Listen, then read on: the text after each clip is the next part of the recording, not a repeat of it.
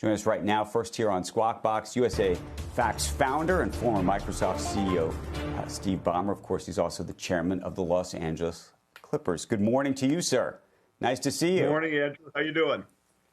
I'm great. Let's talk about these numbers. And before we even talk about these numbers, let's talk about the importance of these numbers, because one of the things that's been fascinating to me, and I don't know if many of our viewers have noticed, but you go on places like Facebook and others, and even topics now around inflation and things that seem to be very fact-specific are getting labeled as misinformation and the like, in the same way that they were labeling things in the world of politics and the world of COVID.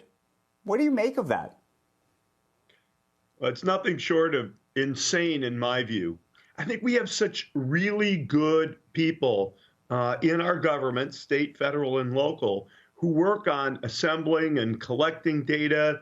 They're statistical experts. Sometimes the data is a little slow coming out. Sometimes it's a little bit hard for government to appropriately integrate because we have such a fractured government. But I believe strongly in the professionalism of those folks. And if you want to go to a definitive source of data, where better to turn? So it really drives me a little nuts what you're saying.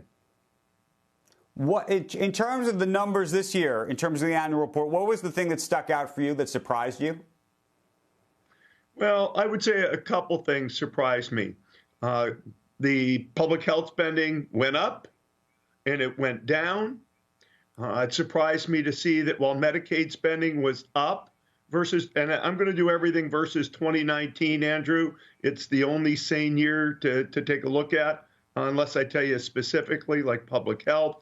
Medicaid spending was up from 2019, but not that dramatically in the grand scheme of things. That surprised me. The employment numbers, everybody's really trying to understand. Where are we? How many people are unemployed? What is it about all these job openings? Where have we seen job losses?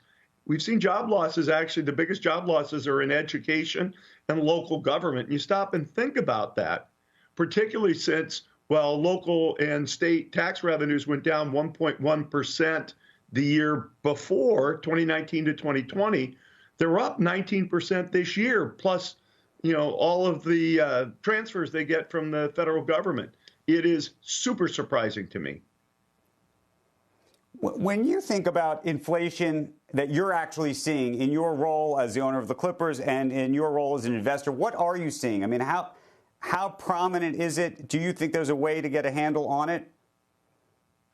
Yeah, I mean, obviously, we're seeing inflation. We are building a stadium for the Clippers as we speak, if you will.